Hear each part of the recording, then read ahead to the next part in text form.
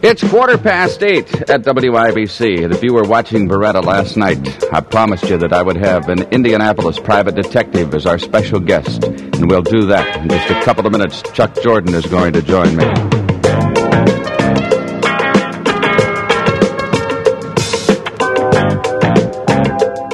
WIBC on this Thursday morning with Gary Todd, and our real-life private detectives, anything at all, or does their job entail anything that we see on television? Well, we're going to find out because Chuck Jordan is in with us this morning. So you are a honest-to-goodness, real-life private detective. Honest-to-goodness, real-life private detective, Gary, yes. What about it? Are we even close with what we see, a la the Berettas or Mannix? Jerry Baker and I were talking, by the way, you didn't bring any lovely young ladies in on your arm either. I'm sorry, Gary, I did hear that on the radio coming in. If I'd known it yesterday, I would have tried to. No, you wouldn't, because your wife would have had you tailed when you left her. You've got a good point.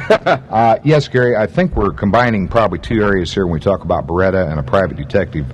The Beretta show actually portrays an actual police department detective, where a private detective, of course, is not a police officer. Right, or Mannix. Yeah. Which is a private detective program, and that is accurate. In my opinion, there are some similarities, yes.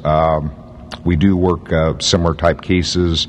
I think probably the one main discrepancy is, unfortunately, in my profession, I can't solve a major case in 1 hour, like they do on television.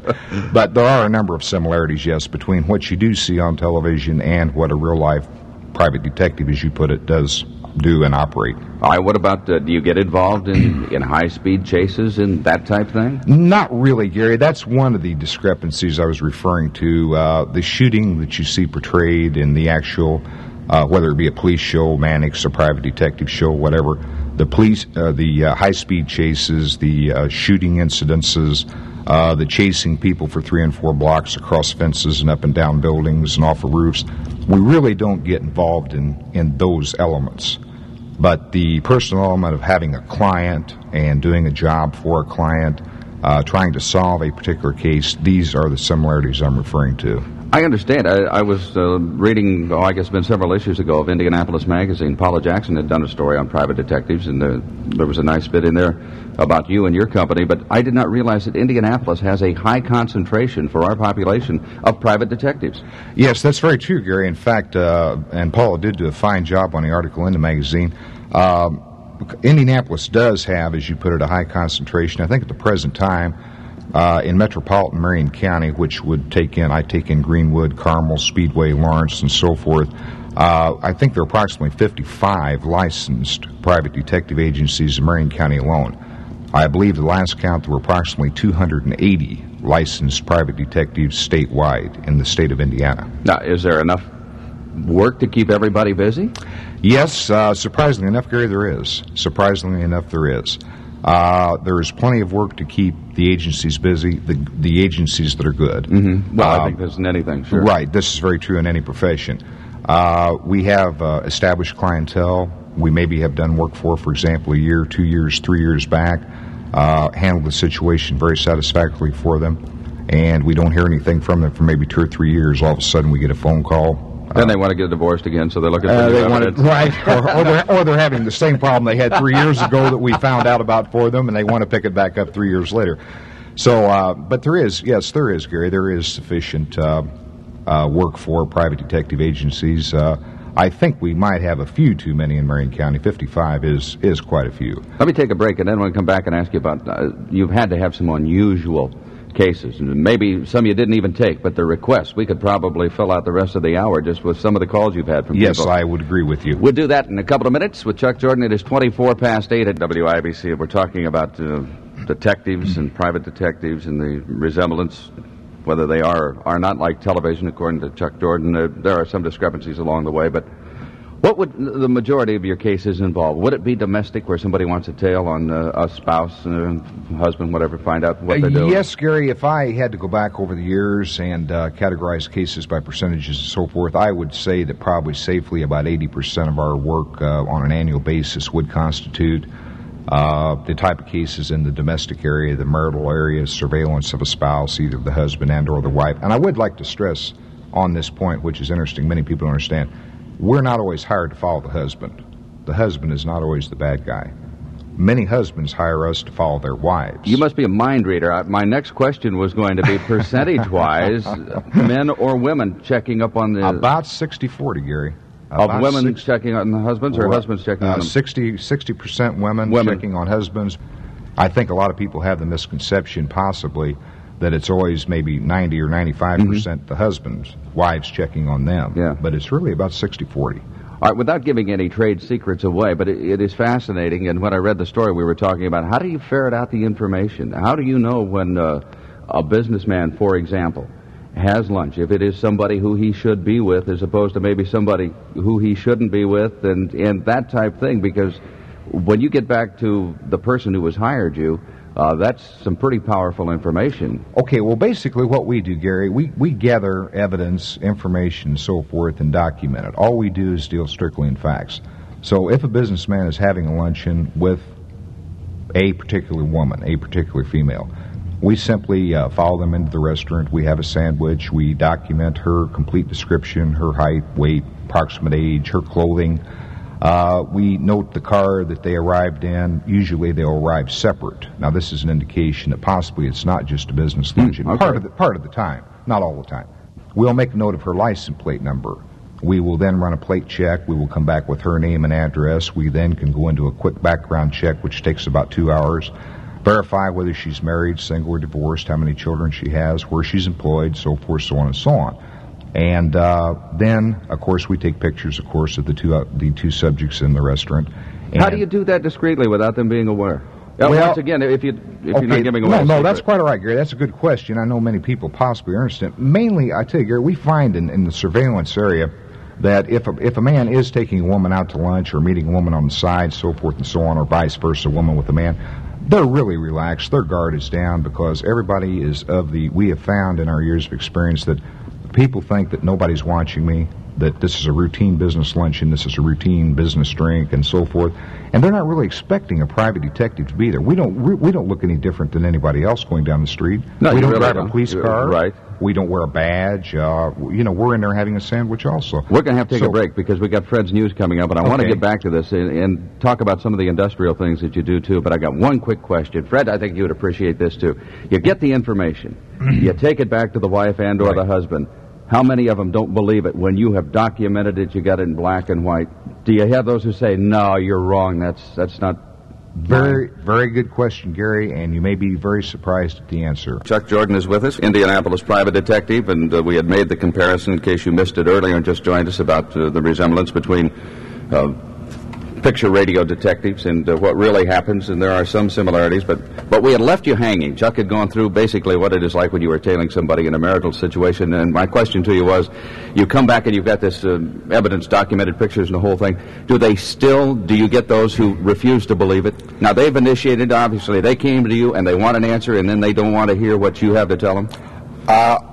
Gary, that's a very interesting point, and surprisingly enough, I think this may surprise you, and as you mentioned, Fred Heckman might be interested possibly, but it may surprise you that I really, thinking back over the years, the hundreds of cases we've worked on, when we did come up with concrete, documented, factual evidence, I can't remember of maybe one or two isolated cases out of several hundred over the years that they didn't believe it. In other words, a moment of explanation, very simply.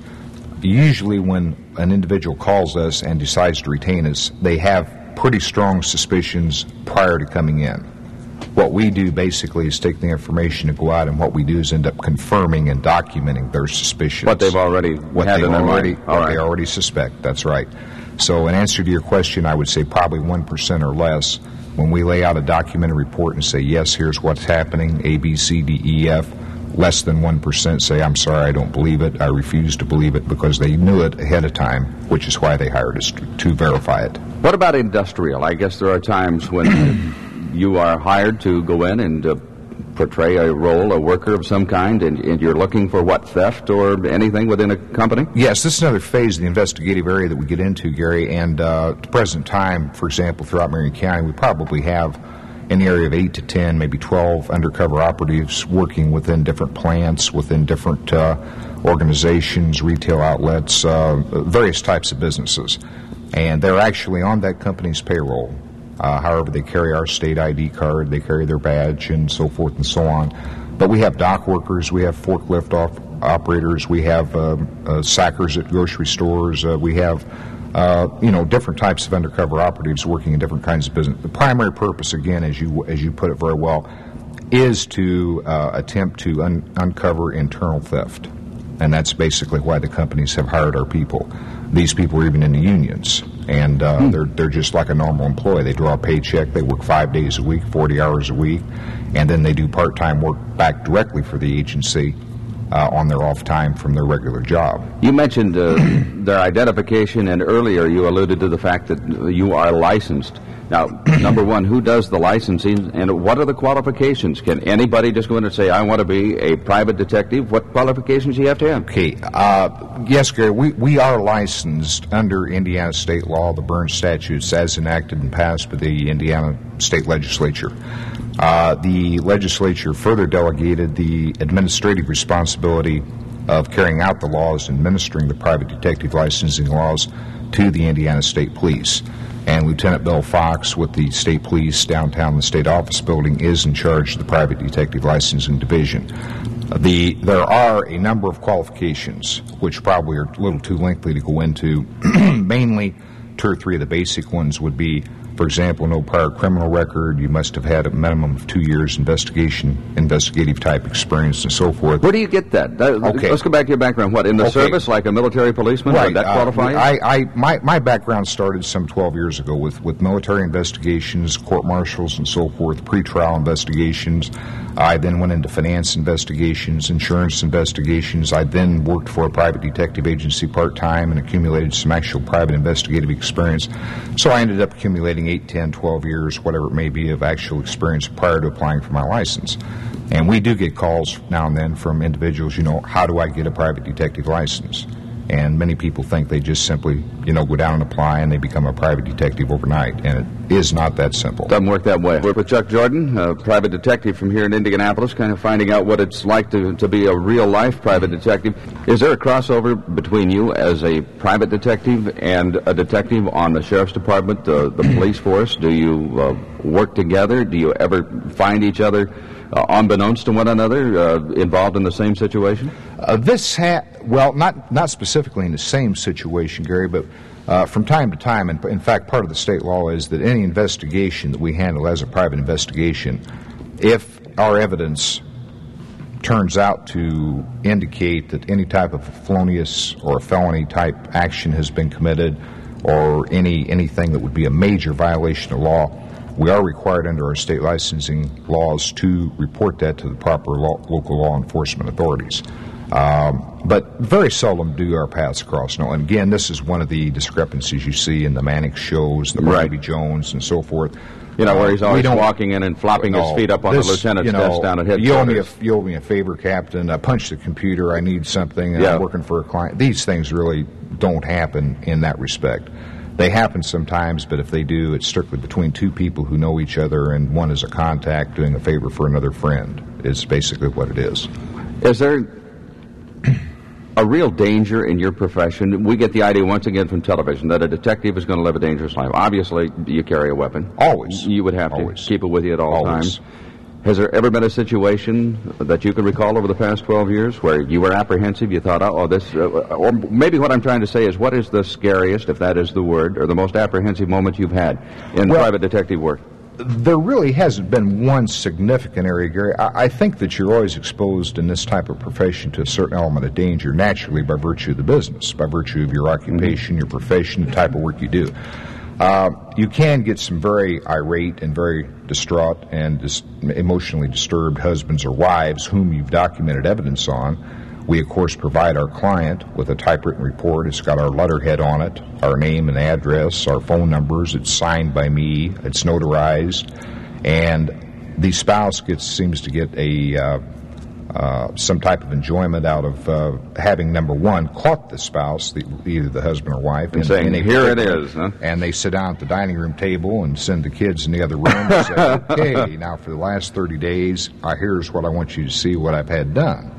And there's your name, there's your address, we have office hours. And then, of course, it's not hard for people to find out where you reside, where you live, I'm married. I have 3 children. All right, family. good point. What's that do to your family and to your children and your wife? Nothing really, Gary. Nothing really. They take it in stride. I'm married. I have 3 children. I've never had any problems. I carry a weapon with me all the time, as you brought out. I have 2 at home. My wife has been with me at the firing range. She knows how to fire half a dozen different type of weapons. But the kids don't get hassled or anything? The kids don't get hassled. I've also had them to the firing range. I have a 110-pound German Shepherd. I have about a 90-pound Doberman. Now we know why the kids and the wife don't get hassled. Right.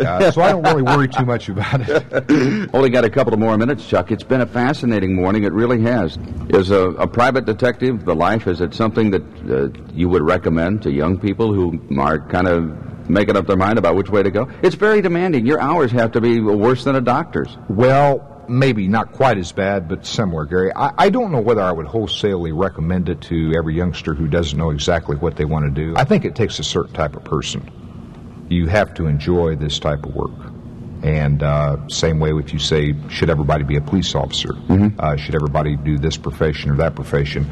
I think that you have to have a desire to do it. I think you have to have certain instilled qualities to do it and to do it properly and carry it out properly. And no, I don't think definitely that everybody is cut out for it. I don't think I would recommend it to everybody. But those who do have those qualities, those who could function in this profession, I would recommend it because it can be very interesting, very challenging, meeting people, helping them solve problems. Chuck Jordan, thanks again for coming in, because I know, like I say, you are basically a night person as opposed to getting up early in the morning, and you're in here bright and early before 8 o'clock, and we appreciate it. Gary, I want to thank you for your time. I thoroughly enjoyed being here. Yeah, the next time I see you out in public, I'm going to pretend I don't know you. You might be tailing somebody. Thank you.